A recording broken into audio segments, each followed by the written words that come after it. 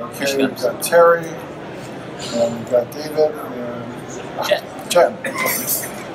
All right, so why don't we go through and have you each introduce yourselves briefly, and then we'll get to some hot topics that we can address. Go ahead. I'm David Kleeman. I'm the Senior Vice President of Global Trends for Dubbit. Dubbit's a research and strategy company and digital studio building games, apps, virtual worlds, and virtual reality. The company's based in Leeds in England, but I'm based out of New York. And I think on this panel, one of these things is not like the others. I'm not a game builder myself. I'm more of a longtime children's media expert. I'm Jen Helms, and I have a company called Kleeman Studios, and our focus is creating games that are educational or entertainment. But when we make entertainment games, we still strive to create games that we say expand minds. I'm Terry Schussler, and I'm the Senior Wolf at Big Bad Wolf Enterprises. I'm also a Corona ambassador here at the show.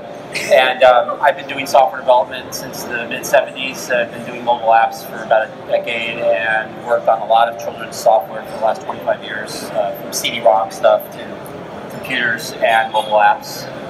Primarily, I'm focusing right now on bridging traditional comic book industry products into digital.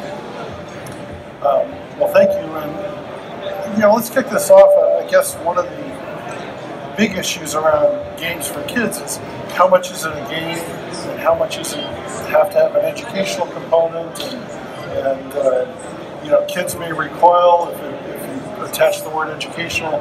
Parents may recoil if they think, oh, I'm giving this thing as just a game to my child. So how important is it to incorporate both of those elements into children's software?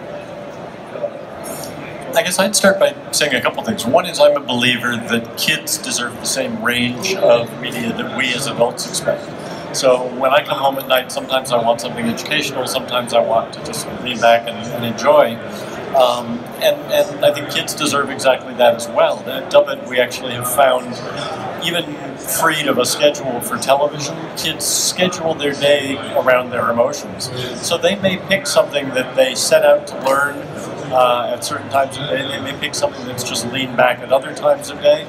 If you look at their behavior around things other than games, and things like YouTube, they go straight to YouTube to learn things. If they want to learn how to play a game, if they want something like that, education and entertainment can't be separated. Marshall McLuhan said anyone who says you can separate education and entertainment doesn't know the first thing about either one of them. So when you make an educational game, you are competing head-to-head with every game on the market, not just the educational games. Yeah, so our focus in designing games is a very systems-based approach to learning. So what we believe in is creating games where the player is really immersing in whatever subject it is that you want them to learn about or to explore. And we believe that in doing that you really can create something that is engaging and entertaining. You can have an experience that has learning elements without feeling like you're being hit over the head with learning. I think a big problem in the industry has been a lot of games that have been created in which the learning elements and the gameplay are out of joint. So you have a game mechanic or gameplay that is really disconnected from what you're trying to teach. And when you have that, the learning becomes really like, okay, it's hitting me over the head trying to teach me this thing versus it's part of a seamless experience.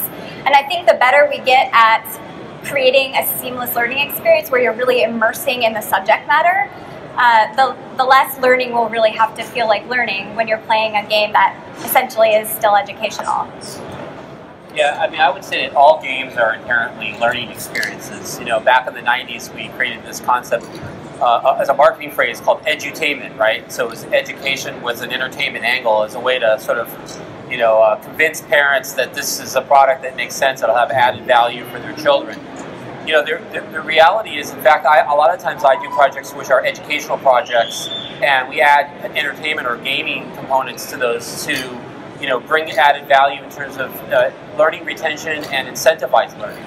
So with educational products, when we build gaming components as a reward mechanism, for example, recently I did a project which was a summertime review for grades 1 through 5. So during the summer, on a paced basis, students would review material that they learned in the prior school year, so that when they ended the summer and go back into school, they would have that knowledge fresh in mind. So it was really about retaining that knowledge and reinforcing the knowledge they learned in the prior school year.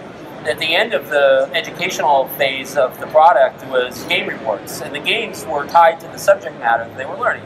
So for example, with English or reading as a subject, we added crossword puzzles, and the crossword puzzles had a lexicography level that was in line with the grade level of the student, so that they were relearning the words and the diction, the language that they had learned in the prior school year through a gaming experience. So it's very important to kind of marry the two together, she said, and have the relationship between them very clear.